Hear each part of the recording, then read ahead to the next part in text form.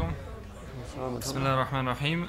Well, it's my honor that I was asked to moderate this panel by Professor Ayub, my academic advisor and mentor. The panel is entitled Shia Contributions to the Disciplines of Fiqh and Kalam. If the scholars are okay, I'll invite them up to the stage and introduce them as they speak, so their bios are fresh in your minds. So Dr. Hamid Mavani, Professor Abdul Karim Surush, and Professor Linda Clark.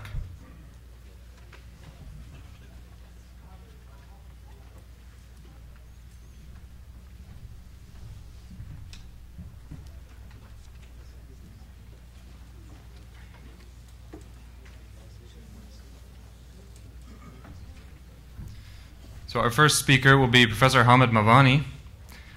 Dr. Mavani is an assistant professor of Islamic Studies at the School of Religion, Claremont Graduate University in California.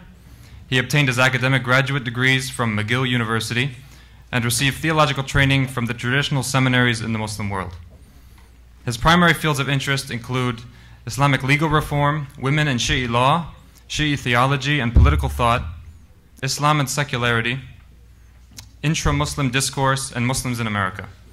He recently finished his book manuscript dealing with religious and political authority and leadership in Twelver Shi'ism. Dr. Mavani's scholarship also includes translations of Islamic texts from Arabic and Persian into English. Dr. Mavani?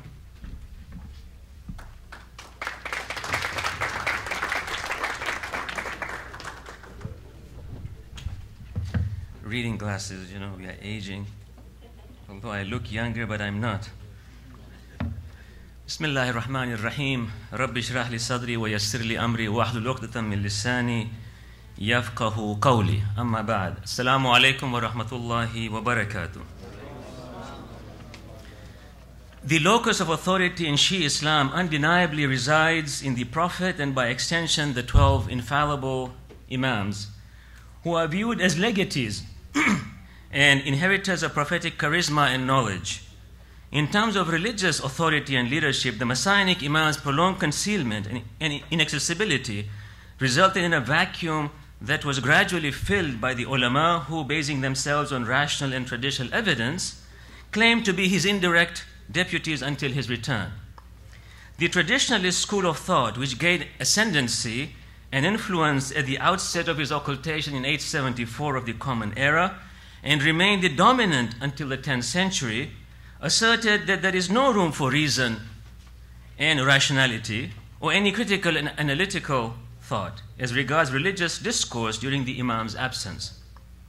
They cited hadith attributed to the Imams in which they condemned Sunni hermeneutical procedures of analogical deduction, qiyas, and independent inquiry, right. As a result, even ijtihad acquired a negative connotation and was used in a pejorative sense by Shia scholars until the 12th century on the grounds that it was a deduction based on conjecture and personal judgment.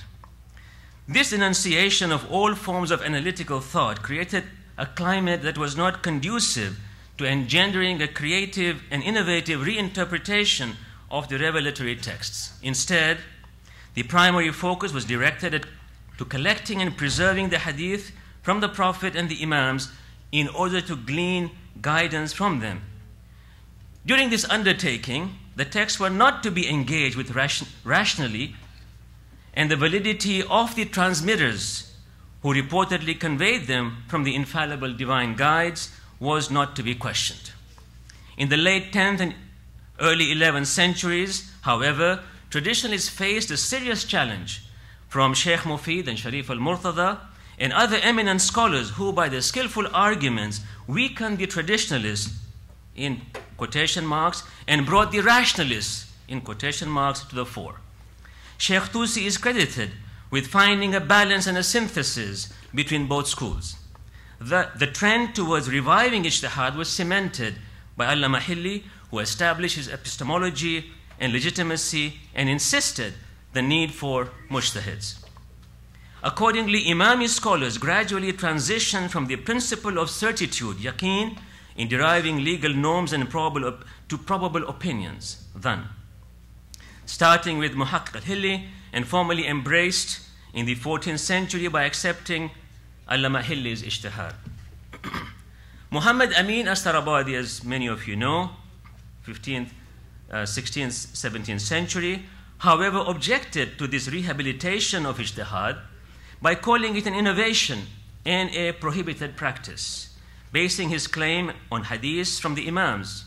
He justified his opinion on the grounds that rational analysis and principles of usul al-fiqh, Islamic legal theory, utterly failed to discover legal precepts and produced at best only a personal conjecture.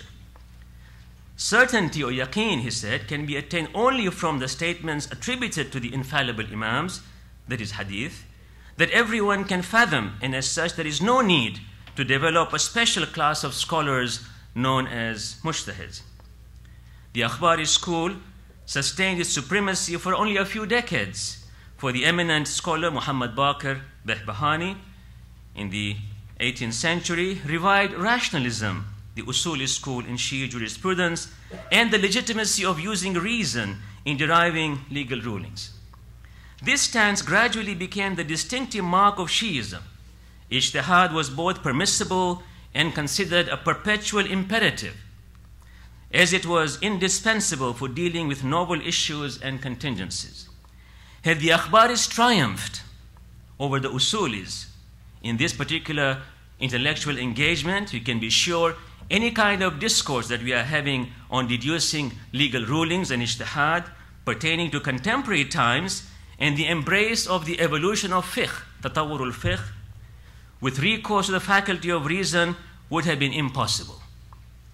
Even within the Usuli context, this endeavor is indeed a daunting undertaking, for the scholarly culture in which it functions assumes that different legal rulings are based on human nature and thus allows only limited scope for modification over time and changing circumstances. For example, a present-day jurist, Ayatollah Ja'far Subhani, declares on the matter of gender justice that despite the deceptive propaganda that is widely circulated to eliminate all differences between men and women, he argues, the fact remains that they are not identical from the perspective of their physique, nature, and psychology. Therefore, at least, according to him, the existing rulings related to the issue should remain immutable, unchanging, static, athabit, for all times, regardless of its passage.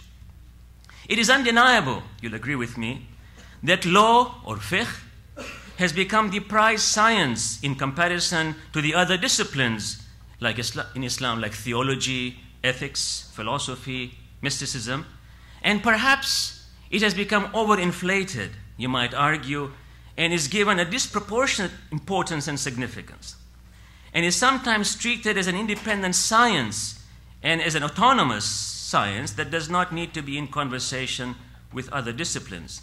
At present, the rank of a jurist or a mujtahid is measured by his mastery of the sources of Islamic jurisprudence and only those Quranic verses and hadiths that deal with law proper. Of course, they read kalam, they read philosophy, and so on. I'm talking about the preponderance or the proclivity towards expertise means expertise in usul al-fiqh and so on.